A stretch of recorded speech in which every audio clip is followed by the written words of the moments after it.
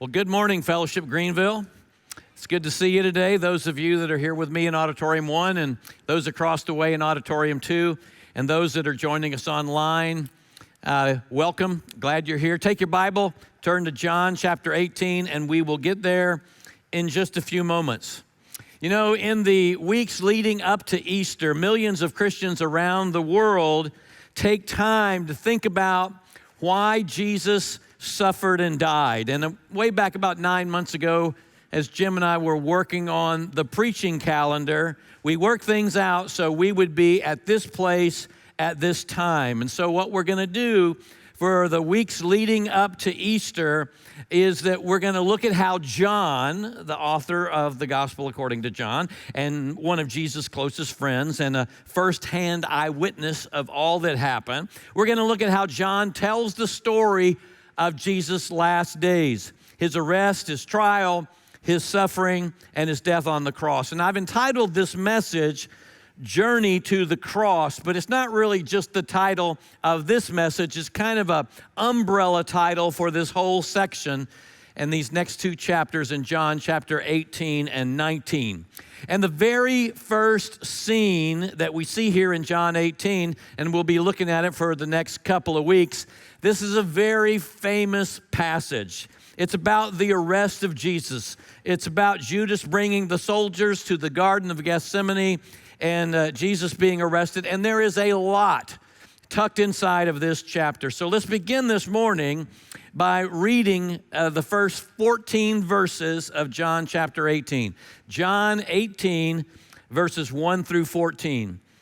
When Jesus had spoken these words, he went out with his disciples across the brook Kidron, where there was a garden, which he and his disciples entered. Now Judas, who betrayed him, also knew the place, for Jesus often met there with his disciples. And Judas, having procured a band of soldiers and some officers from the chief priests and the Pharisees, went there with lanterns and torches and weapons. Then Jesus, knowing all that would happen to him, came forward and said to them, "Whom do you seek?" And they answered him, "Jesus of Nazareth." And Jesus said to them, "I am he." And Judas, who betrayed him, was standing there with them. And when Jesus said, "I am he," they drew back and fell to the ground. And he asked them again, "Whom do you seek?" And they said, "Jesus of Nazareth." And Jesus answered, "I told you, I am he.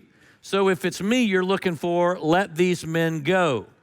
This was to fulfill the word that he had spoken, "Of those whom you gave me, I have lost not one." Then Simon Peter, having a sword, drew it and struck the high priest's servant and cut off his ear. And the servant's name was Malchus. So Jesus said to Peter, "Put your sword into the sheath.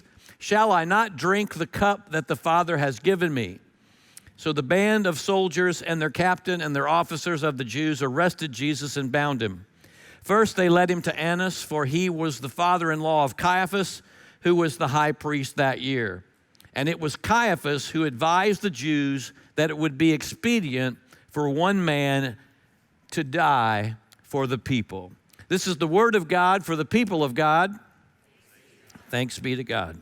Okay, so I'm going to walk through this story because I want to paint a picture of what's happening here to help you understand what's going on. And then with this picture in mind, I want to talk about how we should respond to what we learn in this story. But first, I want to look at this story as it's set in the context of the whole Bible. It's interesting. I'll never forget this. Maybe you had this experience.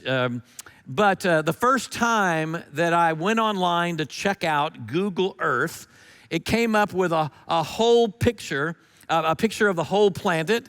And I thought to myself, because this is like real time from a satellite. And so I'm thinking, wow, that is the way God sees this world. And it just kind of blows your mind, you know, to see the big picture like that. And then, and this was so cool, you type in an address, and then frame by frame, everything narrows down to a very precise location, which is so cool. And you get this close-up, an almost eyewitness account of what it looks like to be on campus here. And you can actually zoom in a whole lot closer. You can take your little man and walk around the building, which just blows my mind. But you need to know that your Bible functions like that. The Bible opens, in the beginning, God created the heavens and the earth, and boom, there's the cosmos. And then the rest of the Bible just narrows down, frame by frame by frame by frame, with everything concentrated, gathering information, focusing attention to one point, one place, one time, and that's the cross of Jesus Christ. Now, in John chapter 18, Jesus is just moments from going to the cross to suffer and die in our place for our sins.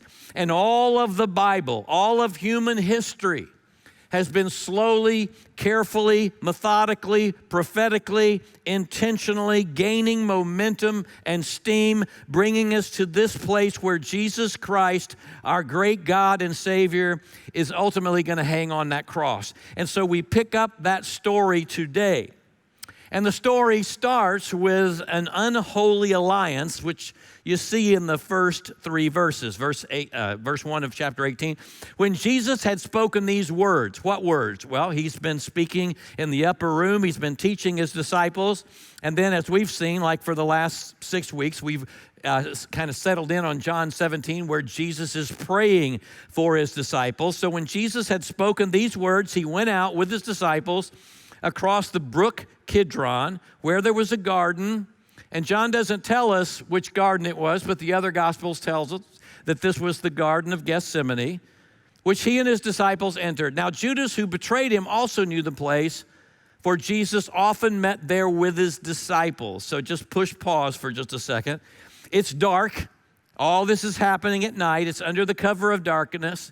And not only is the landscape physically dark, but it's spiritually dark as well. And when John talks about the brook of Kidron, he's talking about the Kidron Valley, which separates the Mount of Olives and the Temple Mount. And there's a valley in between the two.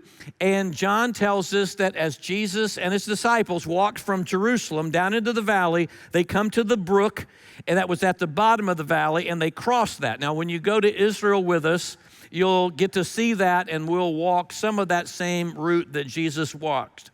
Now, Jesus is with his 11 disciples. Judas, the betrayer, has already left the group. We read about that back in chapter 13, verse 27, where we read that Satan had filled Judas, and he left to set up Jesus' arrest, to betray him, and that's what he's been doing, setting up all the pieces to put in motion to arrest Jesus. Now, it's interesting, in the Gospel of John, it basically breaks into two parts.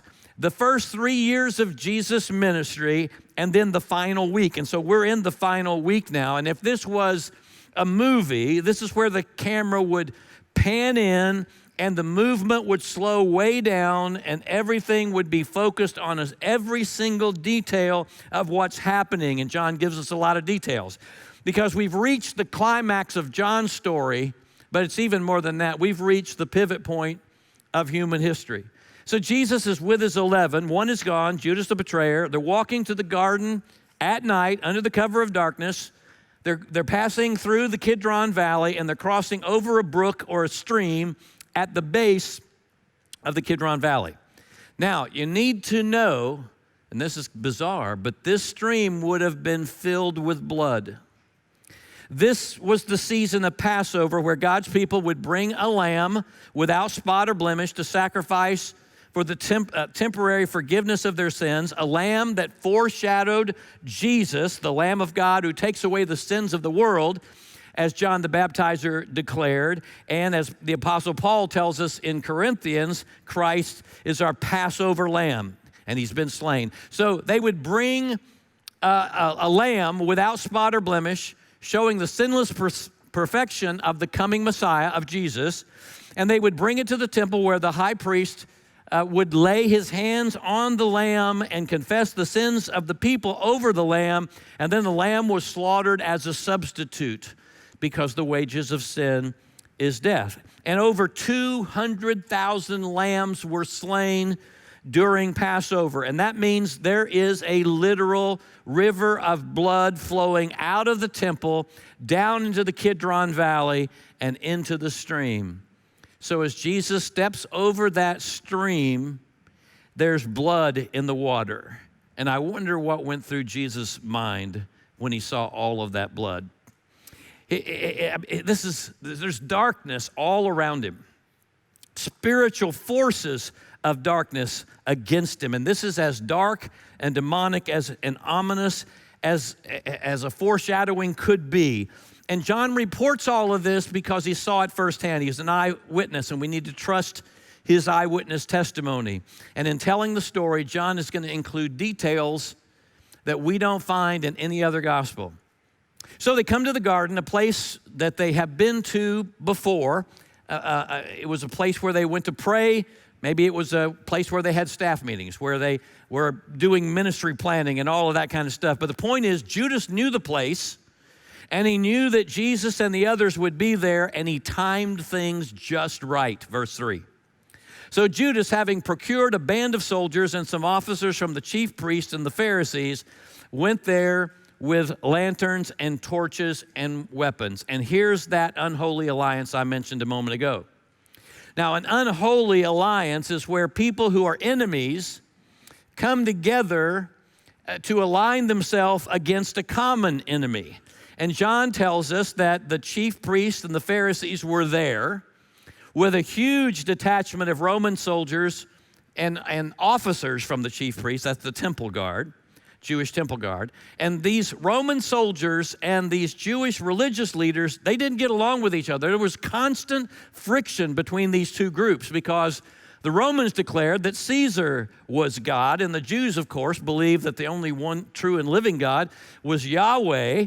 And so there was constant friction between these two groups. And Judas, demonically inspired, brings these enemies together in this unholy alliance because their common enemy was Jesus. Because Jesus was a threat to Roman leadership and to the religious leadership. They all wanted him dead. Now, by the way, this word band of soldiers or a detachment of soldiers is a word that refers to 600 trained, battle-hardened, armed to the teeth Roman soldiers. So you need to get this picture in your mind. You have Jews and Gentiles and Romans aligned together. You've got pagans and religious, Bible-believing people all coming together to arrest Jesus. And basically, this is a picture of the world rejecting Jesus. Now, by the way, this isn't something that happened suddenly. This is something that was plotted carefully. And Judas is sneaky. He's deceptive. He's dishonest. He's covert. You don't really know who he is until this moment right here, till the plot unfolds. And here it is. He comes with these soldiers. And I can't even imagine the shock that those 11 disciples must have felt at that time. I mean, put yourself in their place. I mean, if you were one of the 11, remember when Judas left that upper room where they observed the Lord's Supper, when he left, you had no idea why he left. And you really didn't know. And so here you stand, you're standing with Jesus on one side, and then there's this mob of people, these Pharisees and Roman soldiers, their faces hard and angry, and walking ahead of the whole group, leading the whole group is Judas. I can't even imagine how shocked they were. Everybody is shocked except Jesus, of course, verse 4. Then Jesus, knowing all that would happen to him, came forward and said to them, all right, just stop right there. Jesus wasn't shocked. Jesus knew everything that was about to happen to him, and this is so important. It sets up my first point. Jesus is in complete control of everything that's happening. In this scene we see here at the beginning of John 18, he is in complete control of everything. He knows what will happen, and as we've seen over and over in our study through John's gospel, he's known for a long time that he's going to go to Jerusalem and that he will be arrested and tried and suffer and died. But he doesn't just know what's happening, he is orchestrating what is happening. Point, he is not a helpless victim. And as we'll see in a moment, he is not powerless to stop what's happening. He's He's very much in control of this situation. Now, at the end of a long day, sometimes I go home in the afternoon, and sometimes I watch the news. And sometimes I like to watch the History Channel, and I've been watching this 10-part mini-series entitled The Pacific on the History Channel, and it's about World War II and the war against the Japanese in the Pacific after the bombing of Pearl Harbor. Now, when I watch the news, I get anxious because the outcome of the events is uncertain. When I watch the History Channel, I'm pretty calm because I know the outcome, right? I know who won World War II. I know how it turns out. Now, here's the deal. For God, everything is the History Channel. For God, everything is the History Channel. Nothing is news. And he sees it as all completed and done. And Jesus knew everything that would happen to him. And he steps forward and he says to them, who are you looking for? Whom do you seek? Now, previously in John's gospel, when Jesus' enemies would come to arrest him, or when crowds would harass him, or a mob would come against him, we're told that Jesus somehow withdrew from them. He slipped away. He found a way out. He escaped. Here he steps forward. The moral of the story being, you and I need to walk in the will of God. And sometimes that means you walk away. And sometimes that means you step forward. Jesus walked away until the day came when it was time to step forward. And he steps forward and he takes control. He's completely surrounded by this military ambush, but Jesus is the one in authority. And he sets the agenda. He asks the questions. He gives the commands and the orders. It's all going according to plan. So he asked them, verse 4, who are you looking for? And they answered, Jesus of Nazareth. And Jesus says, I am he. And when Jesus spoke these words, you ready for this? When he spoke those words, they all hit the ground.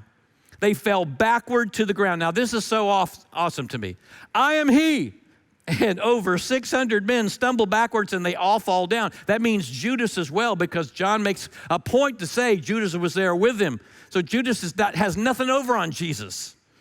Judas falls down. And now, here's the thing that I wonder about. At this point, I wonder why nobody got saved. like, why isn't anybody thinking, hey, maybe we're on the wrong side of this thing? I mean, it's just crazy. I mean, think about this. Everybody goes down.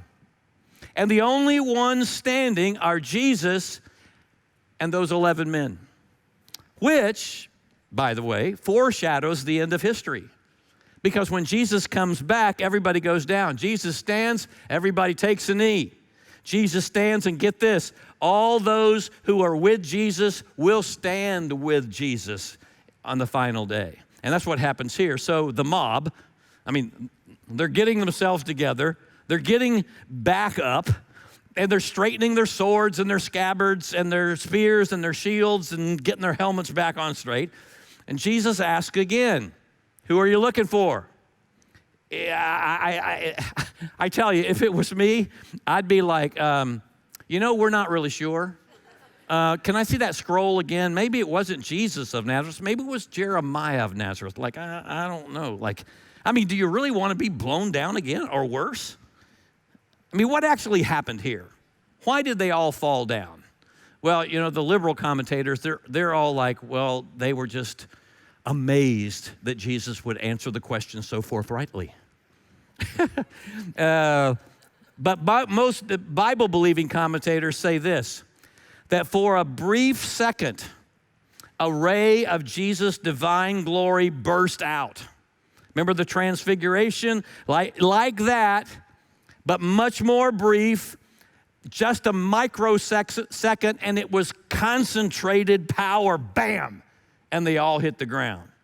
It's like the Christmas carol says, veiled in flesh, the Godhead see. I don't know if they saw it or they felt it.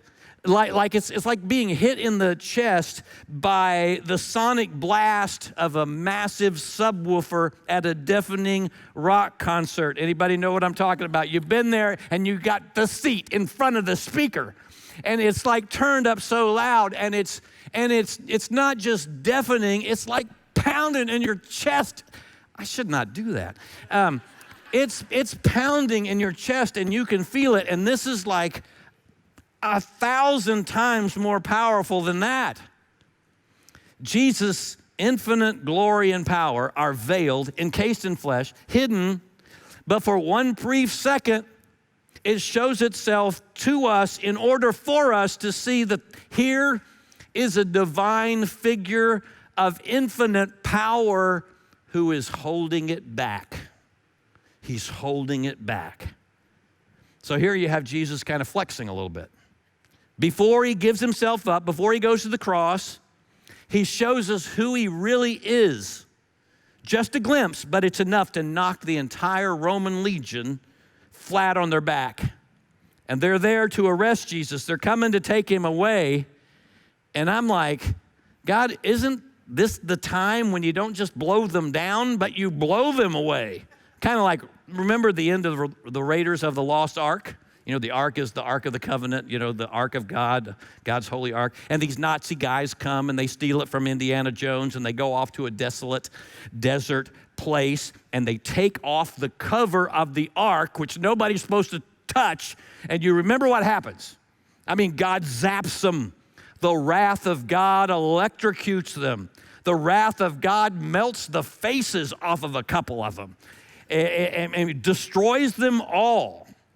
Now, the moral of that story is don't mess with holy God. That's how God is portrayed in the movie, but that's the real God. I mean, the Bible says it's a terrible thing to fall into the hands of the living God. And here in this garden, on this dark night, this mixed crowd of Jesus' enemies, they're the raiders. They're not coming for an ark. They're coming for the real deal. They're coming after the Messiah. And for a brief moment, a bursting ray of God's wrath knocks them down. And fortunately for them, it didn't melt their faces off, but it could have.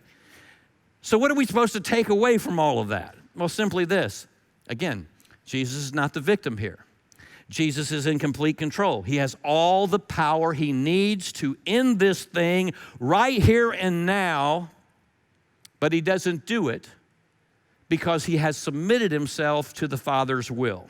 Now, we don't read this in John's gospel, but the other gospel writers tell us that Jesus, knowing everything that was about to happen, he agonizes in prayer, asking his Father, if there's any other way, let this cup pass from me. But he ends that prayer by saying, but not my will, but thy will be done. He's already prayed that. That's already happened. And the prayer, the Father did not answer Jesus' prayer the way that Jesus was asking. So Jesus has bowed the knee to the Father's will. He submitted himself to this journey to the cross. So even though he has the power to stop what's happening, bam, they all fall down. He takes control of the situation and he asks a second time, who are you looking for? And they say, Jesus of Nazareth.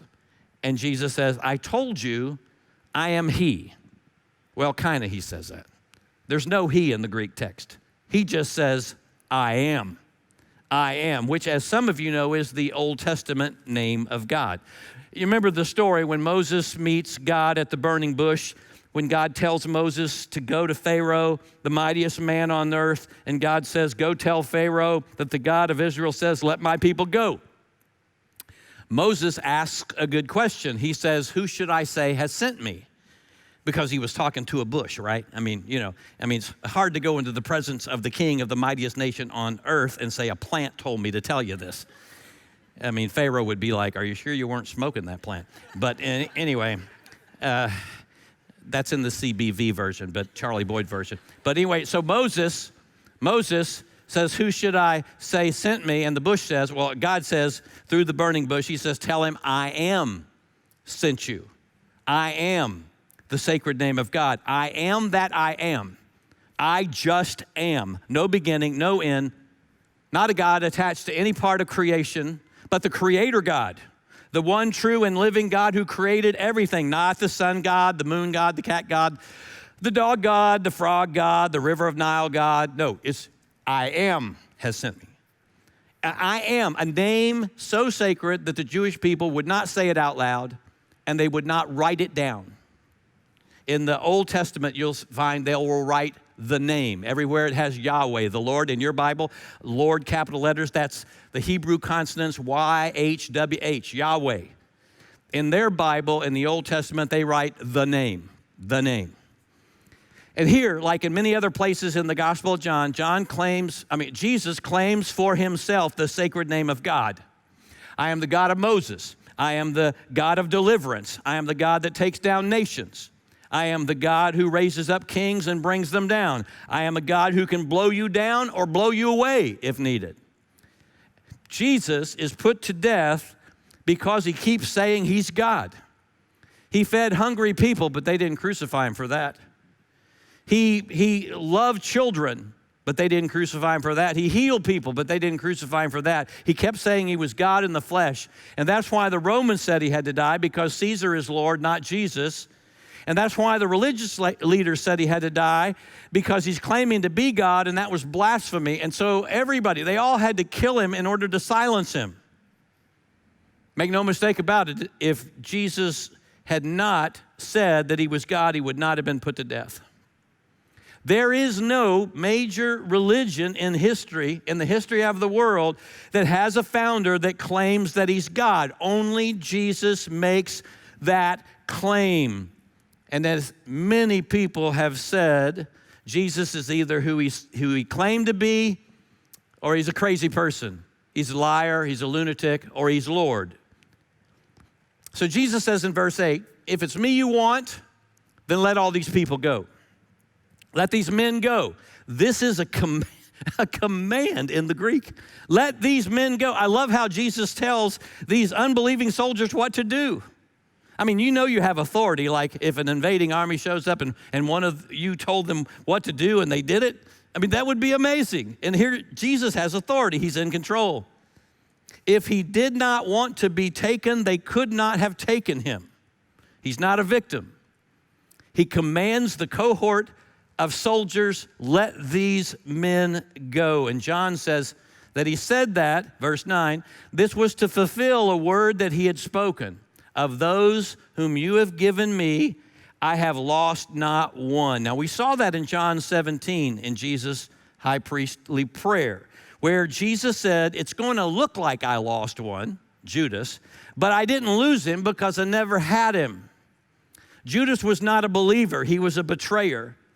You can't lose your salvation, but you can fake it. And that was Judas. He was covert, and now his heart has been made overt. And we now know who he is. We now know what he has done. And Peter is not liking what he's hearing. And he's not planning to go anywhere. He's not willing for Jesus to be taken without a fight. And Peter is packing. Now, I'm not sure why a fisherman in a boat needs a sword. I wanted to do this really cheesy thing like about unless there was a swordfish, but I decided not to go there. They're not in the Sea of Galilee anyway. But anyway, so I'm not sure why he needs a sword, but he has one. Verse 10, then Simon Peter, having a sword, drew it and struck the high priest's servant and cut off his right ear, which I think means he's left-handed, right? Maybe. Then the servant's name was Malchus. Now, I'm not going to talk about Peter this week. We'll leave him till next week. But I'll just say, and many of you know this, but Peter is a hot mess. I mean, Peter is a drama queen. I mean, it's like Peter is a reality show waiting to be filmed. He's like, don't worry, Jesus, I got this. And that's Peter, courageous but dumb. I mean, maybe he thought if he started the fight, then Jesus would go pull back his flesh and, just mow the rest of them down. I don't know. But Peter, though, he goes after this lowly servant, not a soldier, but the high priest servant who I'm quite sure was not packing. He's probably the only one in the crowd that's unarmed. And he probably doesn't even want to be there. He has to be there late in the night because his master has made him go. And this is the guy that Peter goes after. And with a swing and a miss, he whacks off poor Malchus' ear. Now, in the movies, I've heard soldiers say, They're holding a sword and they're like, I'm going to take some heads today. Never heard one say, I'm going to whack off an ear today. That's Peter. Now, we know from the other Gospels that Jesus just reaches down and picks up the ear and sticks it back on. So everything's okay with Malchus. I think his name's in there because I think he probably got saved later on, and everybody in the early church probably knew who he was.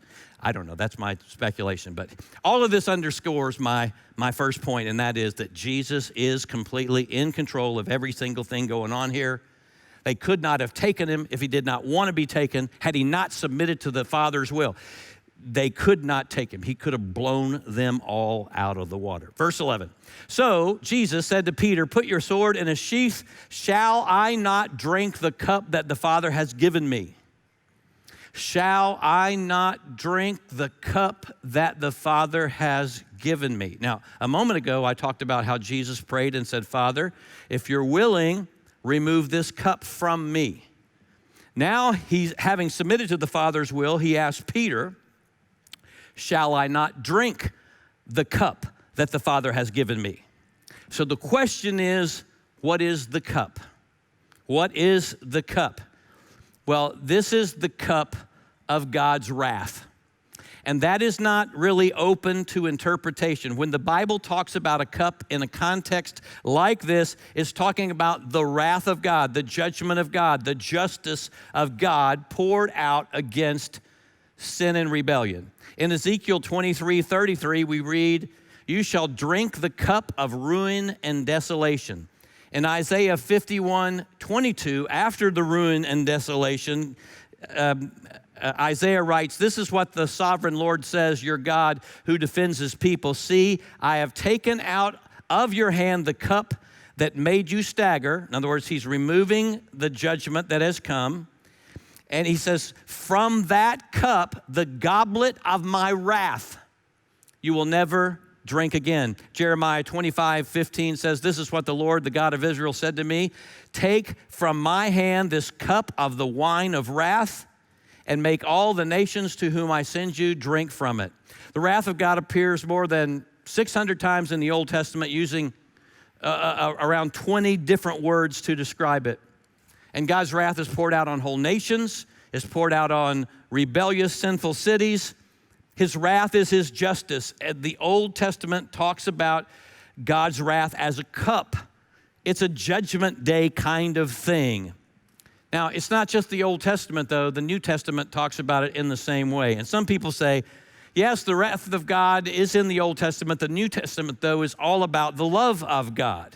No, the New Testament speaks of the wrath of God in much the same way. John wrote another book, the very last book of your Bible, and in that book, speaking of those who reject Jesus, he wrote in Revelation 14:10, they will drink of the wine of God's wrath, poured full strength into the cup of his anger, and they will be tormented with fire and sulfur in the presence of the holy angels and the Lamb. Some of you are like, no, that's not my God. My God is love. God is love, God is love, God is love. Yes, absolutely, God loves his people, and he gives wrath to those who are his enemies, to those who reject Jesus. Now, here's the deal. God's love and God's wrath are not at odds with one another. In the Bible, the number one attribute of God that is spoken about more than anything else in the Bible is the holiness of God. That God is good, he's not bad, he's just, not unjust, he's righteous, not unrighteous. God is active, not passive. God is loving, and God is angry over how sin has brought hurt and pain and suffering and death into his good world. You see, there's a culture in heaven, the kingdom of God culture. And there's a culture in hell. That's the wrath of God culture. And as you and I are on earth, we have to choose. Will I live, this one of my friends put it this way, will I live kingdom down culture or hell up culture? Now, what's a hell up culture? Well, it's a culture of sexual immorality and impurity and lust and evil desires and greed and arrogance and power grabbing and killing babies and oppressing the poor and needy and looking down on people because they look different from you. Or to say it another way, America. And because of these things, the wrath of God is coming. Really, according to Romans chapter 1, it's already being revealed from heaven. In other words, it's like a fire. It is set, and that fire is burning, and one day it will consume everything in its path that is opposed to God. So you see, the wrath of God is the loving justice of God. Some people say, well, I just don't understand how a loving God could send people to hell. Well, here's my question. How could God take people to heaven? I mean, if God is perfect and heaven is perfect and you and I are imperfect, then why in the world do we expect that we should spend eternity there? You see, God is far more holy than we think, and we are far more sinful than we think. Some people deny the wrath of God. Some people ignore the wrath of God. And some people mock the wrath of God. And I hear it all the time, like, I don't think God has a problem with me. I mean, I'm living my life my way. I don't really think about him all that much, but I do whatever I want, and my life is great. Nothing really bad happens.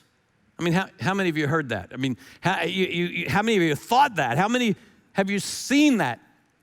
How many of you have been frustrated by that? Why do evil people doing evil things seem to get away with it? I'm not talking about just the average, typical person who's struggling and stumbling. I'm talking about evil, real evil, harming children, murdering babies, assaulting women, oppressing people of color and caste systems and all that kind of stuff. Why does this continue? Why does nothing happen? Why doesn't God show up and put a stop to it? Why doesn't God do something? You see, to ask those questions means that you want a God that loves us so much that he'll step in and put a stop to the evil in this world. That's God's wrath. That's God's justice. How can God be loving if he will not hold evil people accountable for the hurt and the harm they inflict on others? Again, I know, I hear you. You're saying, but my God is a God of love. He is not a God of wrath. And that may be true of you, but if it is true, your God is not the God of the Bible. Your God is not the God that Jesus came to reveal to us through his death on the cross for our sins. And I get it. I mean, I don't like talking about this stuff, but this is Bible. This is the truth. This is what we all have to face. Here it is.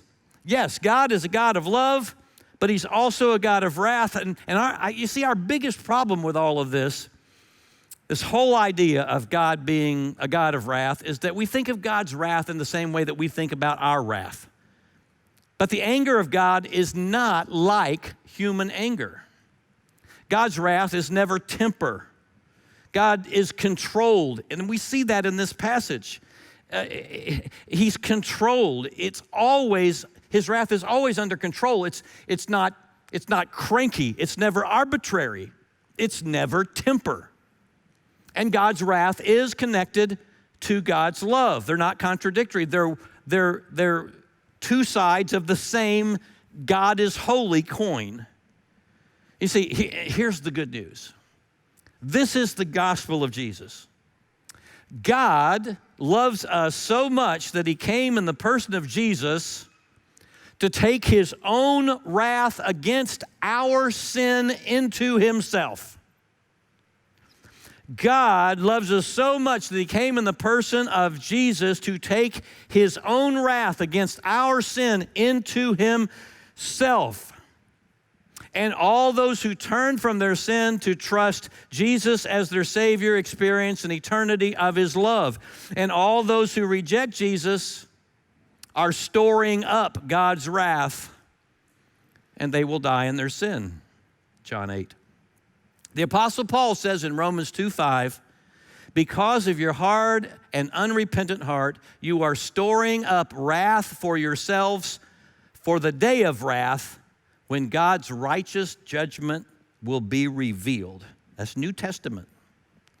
Those who rebel against God, those who reject his son, Jesus, are getting away with nothing. They're storing up everything for the day of wrath. That is the cup. That's the cup And when Jesus went to the cross, metaphorically speaking, there was a cup that was filled with all of your sin, all of your faults, all of your failures, all of your rebellion. And Jesus drank every drop of it. On the cross, God is suffering and dying in the body of Jesus for you, and he's taking his own wrath against sin into himself for you, so that the wrath of God was poured out on the Son of God so that we might experience the mercy of God and the love of God. Jesus took your place. He endured your wrath. Jesus took my place. He endured my wrath so I wouldn't have to. And that's my second point.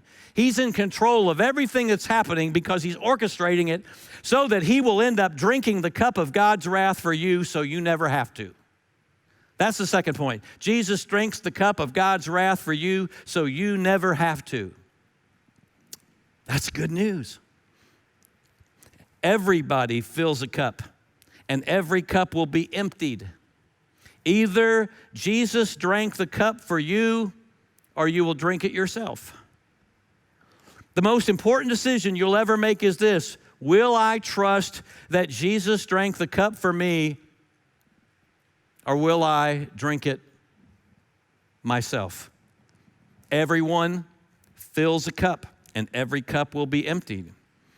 Either Jesus drank the cup for you, or you will drink it for yourself. Think of it this way. One day, you're going to die. And on the final day, you're not going to stand before God and make an excuse. You're going to stand before God and give an account. Hebrews 9:27 says, each person is destined to die, and after this comes judgment. Romans 14:12 says, so then we will all give an account to God. Each one of us will give an account to God for what we have done, and especially for what we have done with Jesus. And there will be brought forth, metaphorically speaking, there will be brought forth a cup with your name on it, and one of two things will stand for all eternity. You will look in that cup and it's empty. It's empty. And Jesus says, I drank it for you. Now take this cup and go sit at my table, and I'm going to fill it with blessing forever. Or you'll look in that cup and it's full, and you'll realize, I didn't get away with anything. I was storing up for everything. And it's right here, and now I'm going to have to drink this cup forever. Earlier in John's gospel, this is how he said it. John 3:36, he said, whoever believes in the Son has eternal life. Cup of blessing.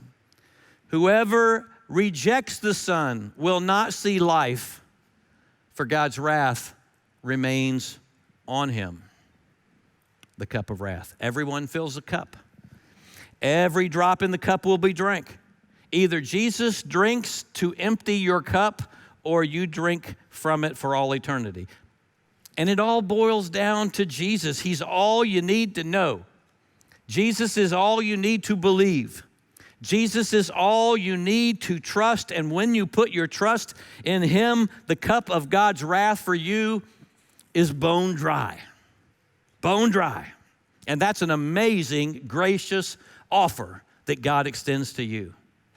That Jesus willingly drank the cup of God's wrath for you and for me so we wouldn't have to drink it. The wrath of God poured out on the Son of God that we could experience the mercy of God. So Jesus, knowing everything that was about to happen, he knew that on that cross, he would drink the cup of God's wrath that we would have had to drink had he not died to save us from wrath. He drank from the cup of wrath so we could partake of the cup of blessing today and forever. I am really excited that today we get to observe the Lord's Supper. And we're going to have communion in just a few minutes. And as you're holding the elements, the bread and the juice, as you hold them, think about what we've talked about this morning. Think about how Jesus drank my cup so I could partake of this cup.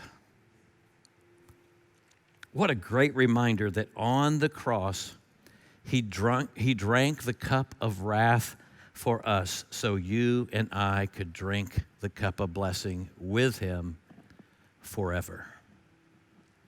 Amen.